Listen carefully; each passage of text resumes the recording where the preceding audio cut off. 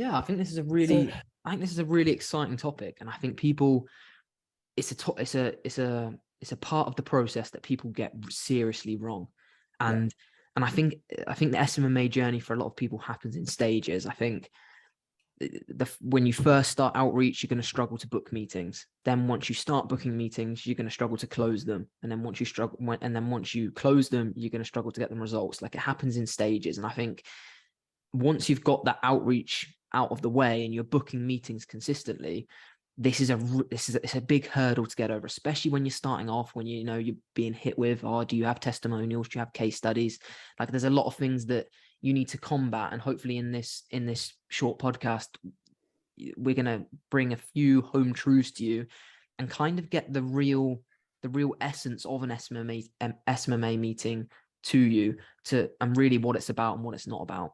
yeah, I agree. I think what's important that people need to remember is having a meeting within SMMA, or having a meeting within any industry, it's business. You're talking business. So the fundamental principles are actually all the same.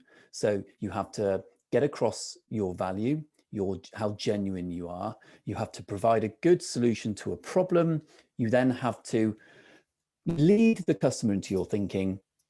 And then that should, if they see the value in you, you should get an agreement, or in some cases, an actual sale. So it's a pretty straightforward process, but it's amazing how many people fuck it up, really. It is. And I think for me, the biggest, and we'll go through it step by step. We won't give our actual presentation because, you know, that our actual presentation strategy that gives us an 80% plus conversion rate is exclusively for the Academy members. But we will, in this video, give you so much value of like what the true essence of it is, what you need to do, and how you can increase your conversion rate. But for me, the biggest thing I want to get across is, why would someone take a meeting with you and then not sign with you? Yeah. And I've said this in past podcasts, the only reason they won't sign with you is they don't wholeheartedly believe that you can get them results. If you guarantee them, not guarantee them, if you make it kind of guaranteed in their brain that the process you're selling to them 100% works, there's no reason why they won't. The only reason why they won't sign with you is they don't believe that you can get them results. You don't believe they can make you money. And there's a potential chance of them losing money through taking this leap of faith with you. So the only way you can do that, and the only way you can fulfill that much confidence in that potential client, is showing them exactly how they're going to get results, showing them exactly what your strategy is, step by step, almost giving away every play you have in your playbook to make it just, you know, it 100% in their brain that it works. Yeah, I think if we break down the essence of an SMMA meeting or any sales meeting, the first thing that you do need to establish very, very quickly is an element of rapport. Yeah. With your client. Now, if people are like, well, what's rapport? Rapport is building common ground with the person you're talking with. So that could be not so much asking them about how their weekend is. You know, you don't want it to sound really like you're reading off a piece of paper, but you need to take an interest in them. You know, ask them how they've been and how's business, and give a little bit about you. There's no harm in giving a bit of yourself to people, and then try and get an understanding of them as a person, very, very briefly. You don't have to go into, you know, a big depth conversation about it, but you do need, I cannot stress this enough, is you do have to warm people up. You have to get them to trust you on a personal human level. And me and you talk about this a lot, where people often don't talk to another person like a human. They talk to them like a number, and they just need money out of that number, and then they move on. But if someone's got kids, ask them how old their kids are, ask them their names, make a note of it. Okay. When someone is talking to you about struggles they've had in the past or experiences they've had, make a note of it, make reference to it again in the future, because that shows you're listening. So I think a big bit that people miss out on is building rapport, which is in essence building a relationship very early of trust. That's step one, which people need to. And that is a skill though, isn't it? Huge skill, but it's a skill that can be learned. It's not inherited. You really learn it, and after you do a few, you're like, oh yeah, I know what people respond to, and I know how far I should push it and how much I shouldn't push it. And it's just making you look like a normal person, really. I think when I think it's the same problem people have with cold calls, and we spoke about that at length. One of our most viral TikToks was about cold calling and how people go into it like, "Hi, my name's Harry. This is what I do. This is what I need from you." Da, da, da, da, da, da, da. And it's the same with a meeting. If you get on a meeting and in the first 15 seconds or a minute you're diving into a really intense presentation without even having a conversation with them, they're just switched off, aren't they? Like you say, like we always, especially with a new client meeting, usually the first meeting is just us getting to know who they are and just getting them talking, isn't it? Like, and I think that's being self-aware also, which is another big part of what makes it a successful sales presentation, is knowing you're like reading the room and kind of thinking, right, is this the meeting that I need to be doing a really in-depth presentation on? Or is this a meeting just to get to know them as a person, just have that friendly conversation, not as a salesperson, just to understand their business, to set up the next meeting where you're gonna do your real pitch. Not that it should be a pitch, but you know what I mean? Like, it's reading the room. Because there will be meetings where you can go straight into a presentation, but there'll be meetings where you need one or two prior calls just to get an understanding, put them at ease a bit more, and be more on a personal level. And you're really good at that. Yeah, it's something that I've learned over a long time, and I've done so many that I'm quite well drilled, if you know what I mean, on that. I think the other thing people need to, so aside from building rapport, is you do have to be prepared.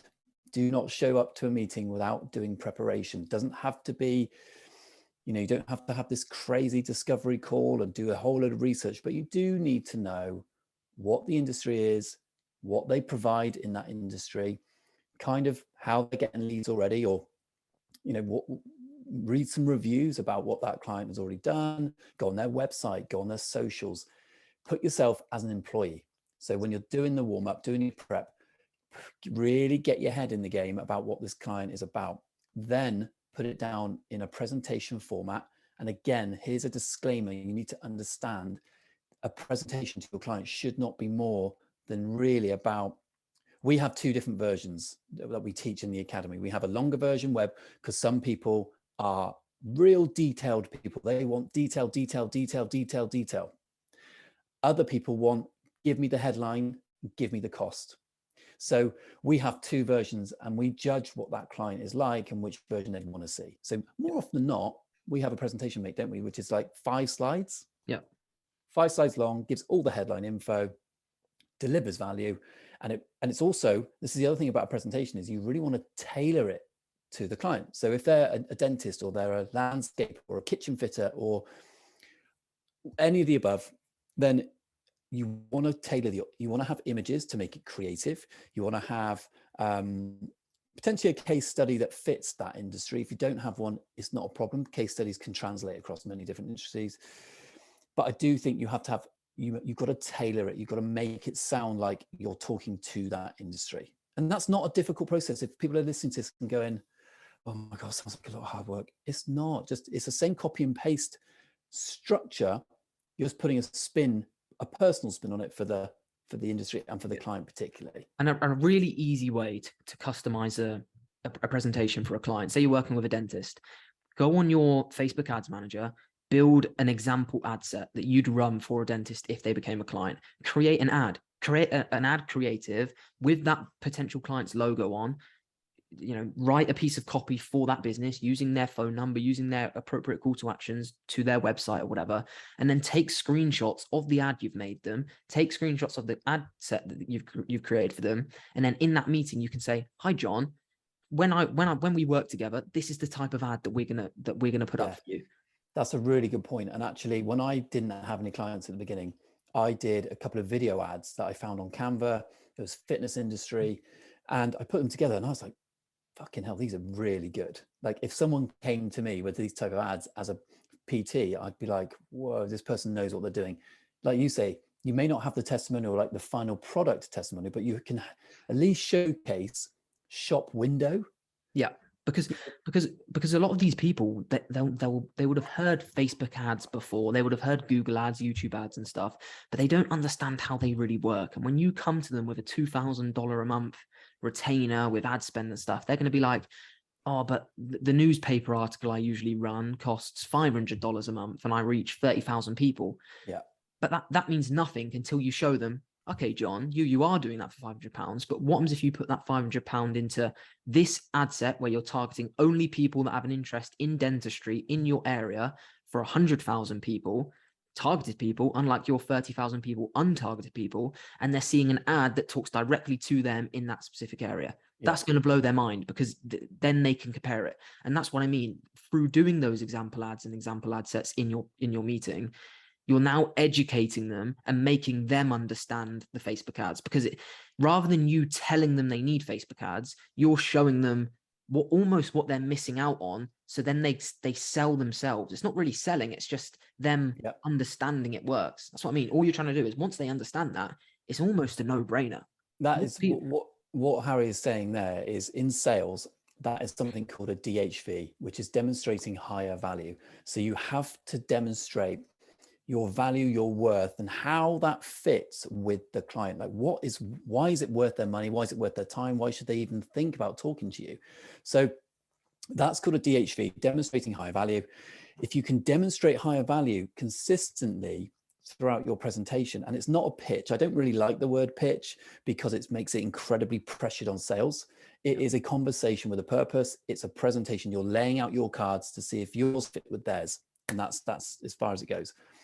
But demonstrating higher value is a key thing. Yeah. And one final thing, when you're doing that, demonstrating the higher value, it shouldn't be you, right? Say you're the client, Tom, and I'm the person pitching. It shouldn't be me just talking at you. It should be us two going through it together, shouldn't it? It should be us discussing, like you're at the pub with your mates, or just anyone, having a conversation with anyone.